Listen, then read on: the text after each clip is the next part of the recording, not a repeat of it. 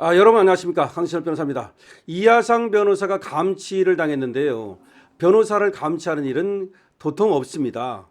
변호사도 이 법조 3추가 아닙니까?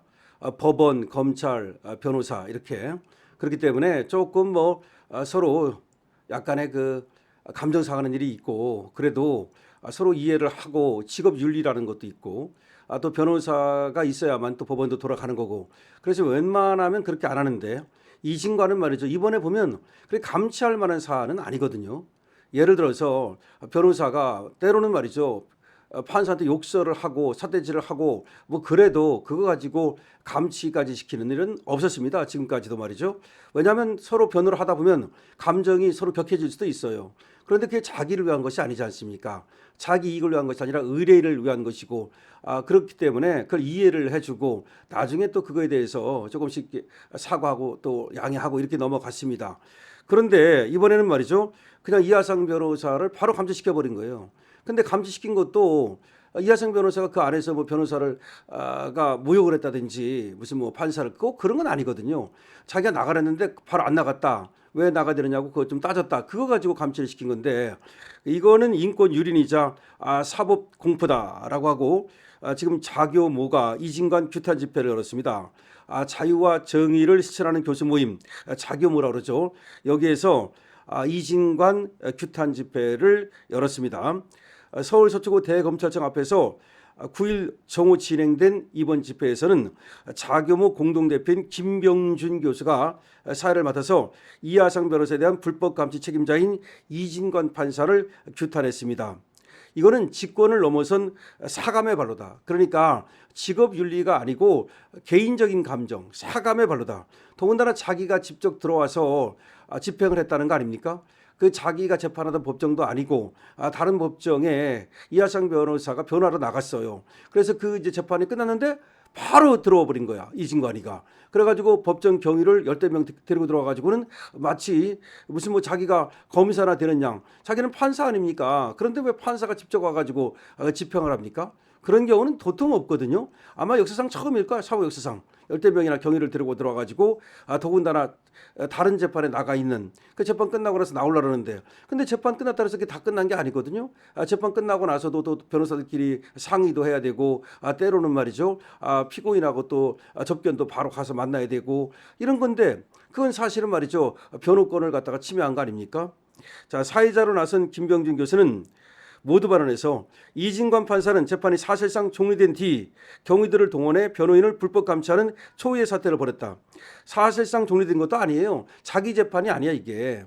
자기 재판이라면 이렇게 말하시는데, 아마 요거는 김병준 교수가 잘 몰랐는가 본데, 자기 재판이 아니고 다른 법정에서 지금 재판이 이제 이하성 변호사가 그 나갔어, 김용현 국방장관을 갖다가 이제 변호하러. 그리고 이제 물론 이제 끝났죠. 끝나가지고 이제 그 나오려고 하는데 가가지고서 그 기다렸다가 탁 들어가가지고서 그렇게 집행을 해버린 겁니다. 이거 불법 감치하는 초유의 사태를 벌였다면서 이는 법리 이전에 도덕과 상식에 반하는 처사다. 그렇죠. 김병준 교수는 여기가 이제 자교모 대표입니다. 변호인의 재판 출석 신청 불허 자체를 넘어서 방청석에서 판사에게 드릴 말씀이 있다는 단 한마디를 이유로 감치 명령을 내린 것은 직권을 넘어 사감의 발로라고 지적하면서 사법권 행사의 기본 원칙이 무너졌다고 주장했습니다. 그러니까 이진관이가 오버했다는 얘기입니다.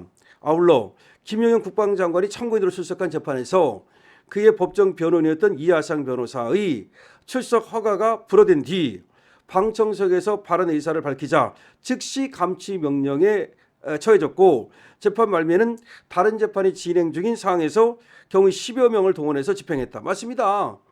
그러니까 감치는 그 전에 이제 명령을 한 거고, 그 다음에 한참 있다가 다른 재판하고 있는데 그 끝나자마자 가가지고서 말이죠, 그 판사가 할 짓입니까 그게?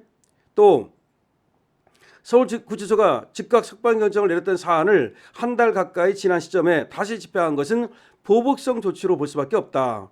자교모는 단식 6일차에 접어든 이하상 변호사의 목숨을 건 투쟁을 외면할 수 없을 뿐더러 사법 권력의 일탈을 자시하지 않겠다. 지금 이하상 변호사가 단식 중이에요. 교도소에서. 안 먹겠다는 거야. 거부하겠다는 거야.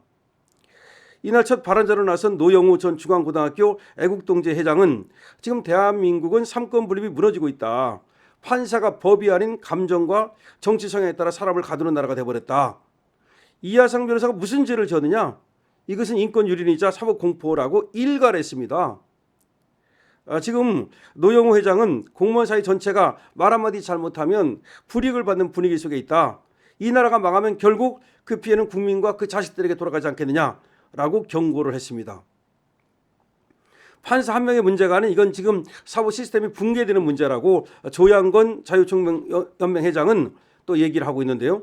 조양건 회장은 이진관 판사를 겨냥해서 사법부 안에서 정치적 판결을 일삼는 인물이다 라고 비판을 하면서 우리는 말단 판사 한 명만이 아니라 그 배후에 있는 정치 권력까지 함께 문제 삼아야 한다 라고 꼬집었습니다. 이 사태는 단순한 법정 질서 문제가 아니라 국가 체제의 문제라고 주장하기도 했습니다. 또 조맹기 서강대 언론정보학과 명예교수는 시스템 붕괴를 우려했습니다. 조맹기 교수는 법조 시스템이 무너지면 국민 전체가 피해자가 될 수밖에 없다.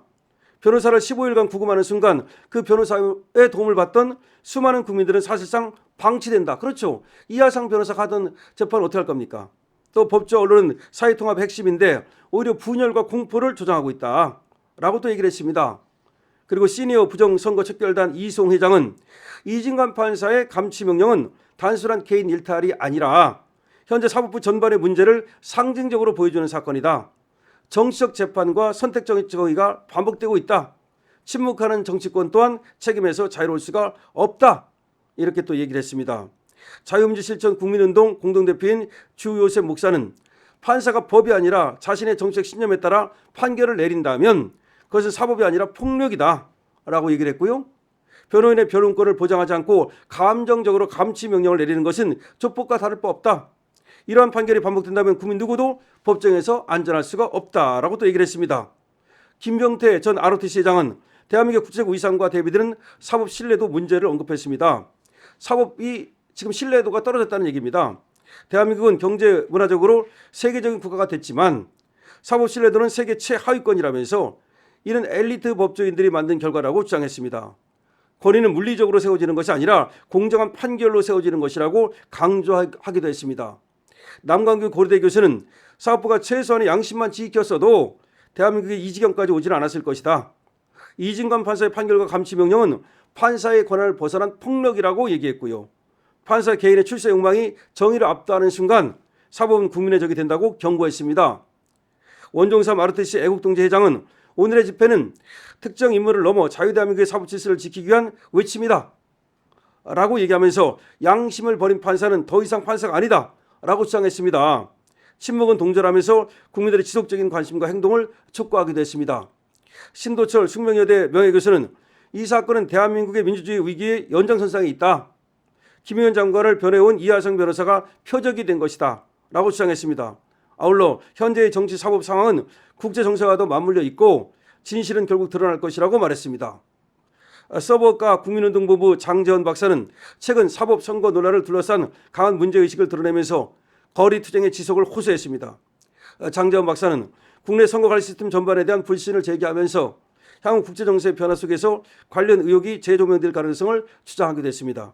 장재원 박사는 윤석열 대통령에 대한 평가 역시 달라질 것이라며 지지자들의 결집을 강조했습니다. 박세원 위안부 법폐지 국민운동본부 사무국장은 판사의 부당한 법 앞에서 일반 국민도 언제든 인신구속이 대상이 될 수 있다는 불안을 지적하면서 사법권위는 공정성에서 비롯된다고 강조했습니다. 재판 이후의 발언까지 무죄 삼는 현실을 비판하면서 이하상 변호사의 즉각 석방을 촉구했습니다. 마지막으로 김병준 교수는 대한민국은 지금 절체절명의 위기에 서 있다면서 사법부마저 정치화되면 국민은 어디에도 호소할 곳이 없다고 말했습니다. 이하상 변호사는 법정에서 자신의 소임을 다했을 뿐이라면서 그 대가로 감치와 단식투쟁에 내몰린 현실은 반드시 바로잡아야 한다고 강조했습니다. 이어서 우리는 끝까지 이 사태를 지켜볼 것이며 이진관 판사의 책임을 묻는 행동을 멈추지 않을 것이라고 밝혔습니다. 이날 집회는 참가자들이 이진관 판사를 규탄한다, 이하상 변호사를 즉각 석방하라는 구호를 외치는 것으로 마무리가 됐는데요. 집회 측은 향후 추가 집회도 하고 법적 대응도 검토 중이라고 밝혔습니다. 이하상 변호사가 지금 단식 중입니다. 목숨을 걸고 말이죠. 이진관을 갖다가 규탄하는 집회가 열렸습니다. 자교모 집회로 열렸습니다.